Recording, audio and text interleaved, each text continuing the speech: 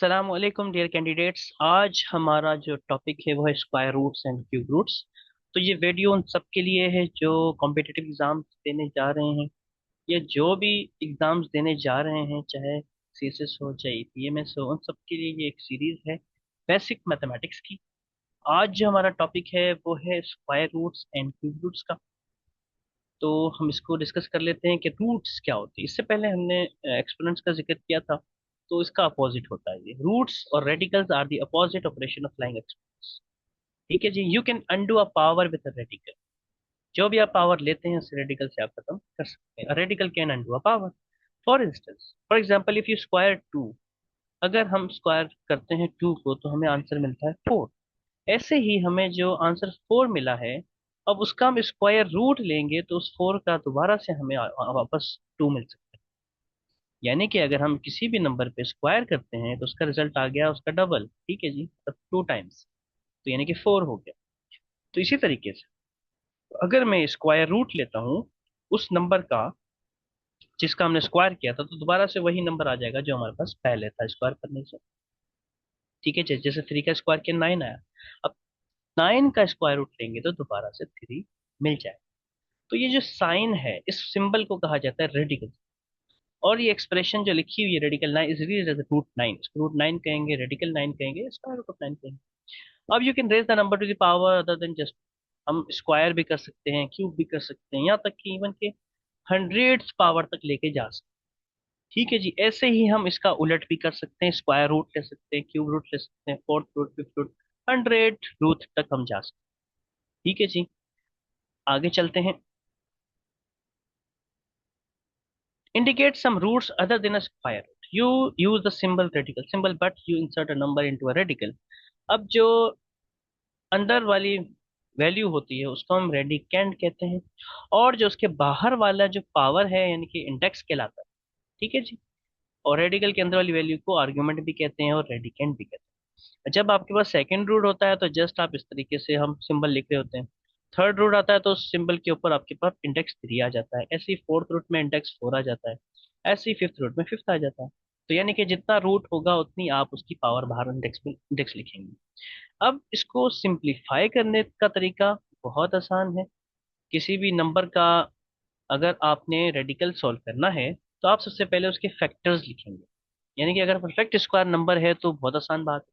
Perfect square numbers कौन से होते हैं? जो किसी एक जैसे अपने आपस में मल्टीप्लाई होकर आंसर दे रहे होते हैं। जैसे कि टू है, टू को टू से हम मल्टीप्लाई करते हैं तो फोर मिलता है ना। तो ये जो फोर है ये परफेक्ट स्क्वायर, इसको कहते हैं हम परफेक्ट स्क्वायर।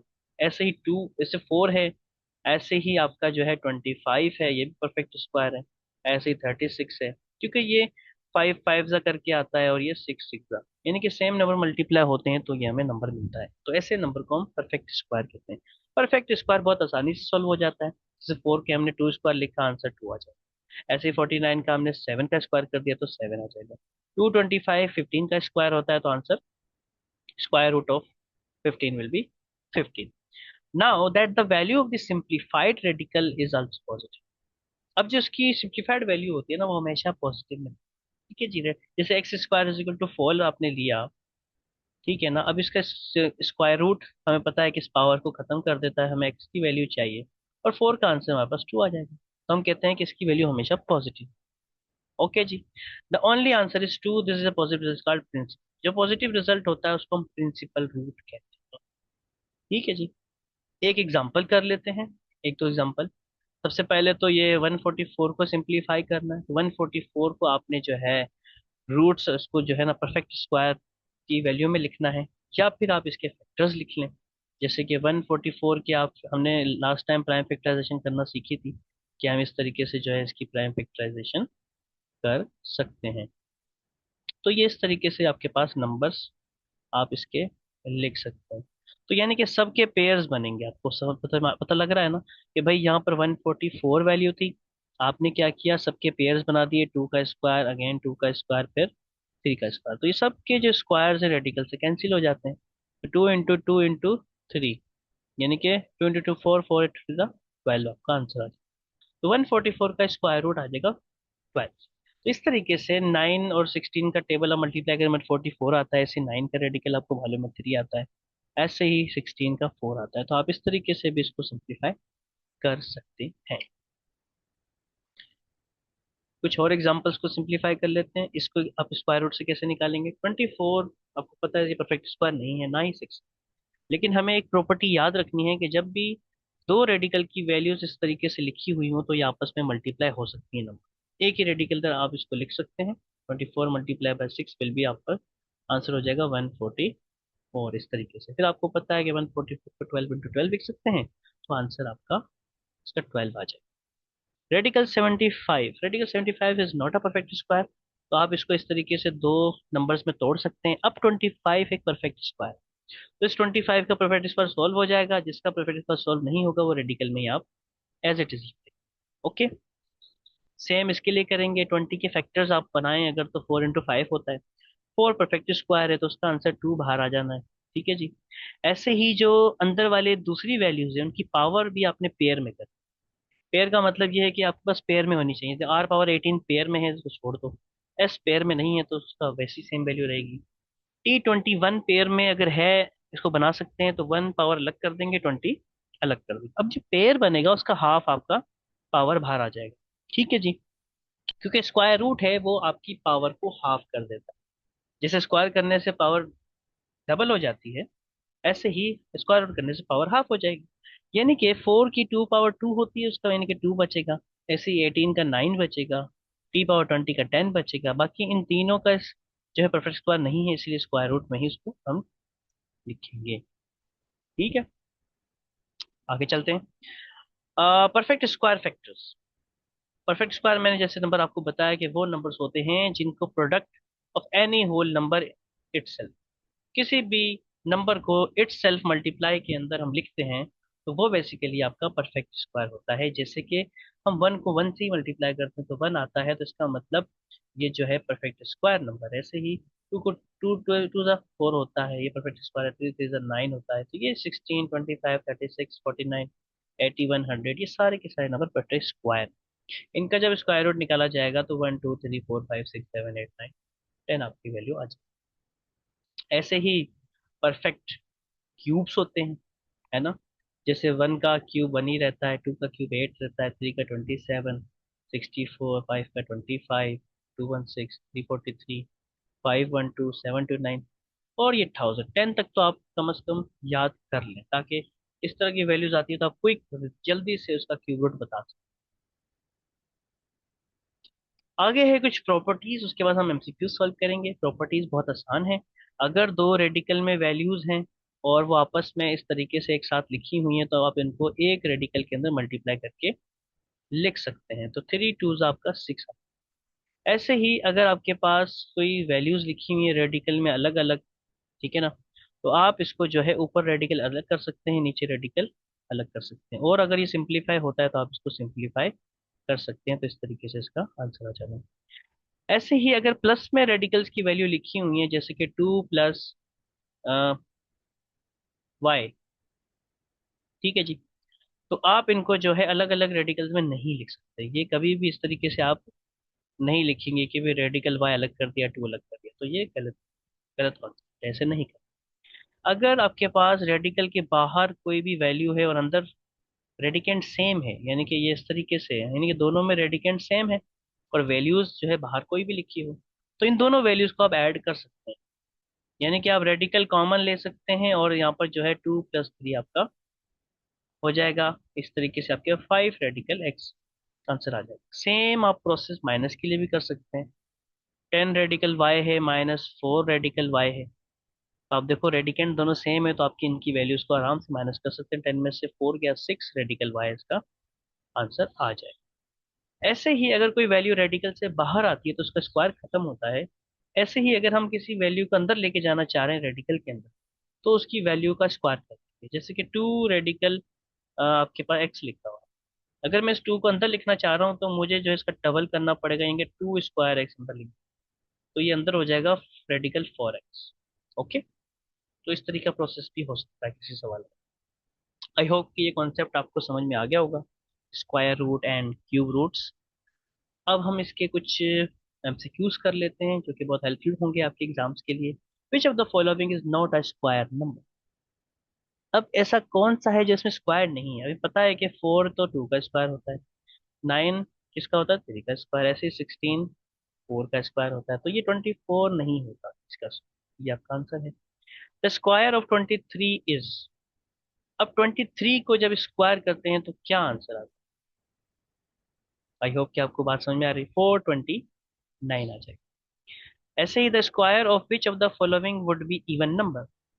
ठीक है जी, कौन से नंबर का स्क्वायर जो है इवन नंबर होगा? आपने क्या करना है, हमेशा लास्ट डिजिट्स को देखना है। ये देखो, 6 6 36 आ जाना है, 9 9 81 आ जाना है, 7 7 49 आ जाना है, और 1 1 1 ही आना है। लास्ट डिजिट को आप उसी से मल्टीप्लाई करो, तो 1 1 1 यानी कि ये नहीं आना है। 7 7 49, तो ये का लास्ट डिजिट जो है इवन नहीं आएगा। ऐसे इसका भी नहीं आएगा, तो इसका आपका स्क्वायर इवन ही है। How many natural numbers lie between 9 square and 10? अब 9 स्क्वायर और 10 स्क्वायर के दरमियान कितने नेचुरल नंबर लाई करते हैं? 9 स्क्वायर का मतलब है कि 81, और 10 स्क्वायर का मतलब है 100। तो 81 और 100 के दरमियान कितने नंबर आपके डिफरेंस में आते हैं? तो आप देख सकते हैं कि 100 माइनस 81 करेंगे तो कितना आना है, 19, है ना। लेकिन 100 को भी आप छोड़ देंगे, 81 को भी आप छोड़ देंगे, तो इसका मतलब ये है कि दरमियान में कितने नंबर बचे बाकी? जी, 17 या 18। तो दरमियान में आपके पास बाकी 18 नंबर बचे। सही है जी। The square of -9। अब -9 का जब स्क्वायर करेंगे, आपको शायद याद होगा, हमने बात की थी एक्सपोनेंट्स के चैप्टर में, कि नेगेटिव नंबर का जब स्क्वायर होगा यानी कि उसकी कोई भी इवन पावर होगी तो उसका आंसर हमेशा पॉजिटिव में आएगा। तो 9 9 81 पॉजिटिव में आएगा। What is the smallest square number which is divisible by each of the number 6 9 and 15? 6 9 और 15 से जो डिवाइड हो सकता हो, ऐसा कौन सा स्मॉलेस्ट स्क्वायर नंबर होगा?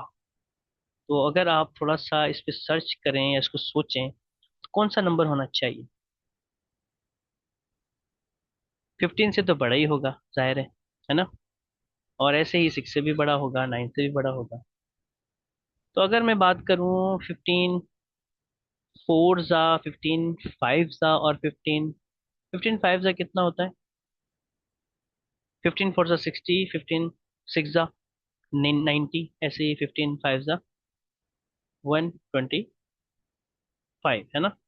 तो यहाँ पर आ जाएगा 15 फाइव ज़ा 175, 135।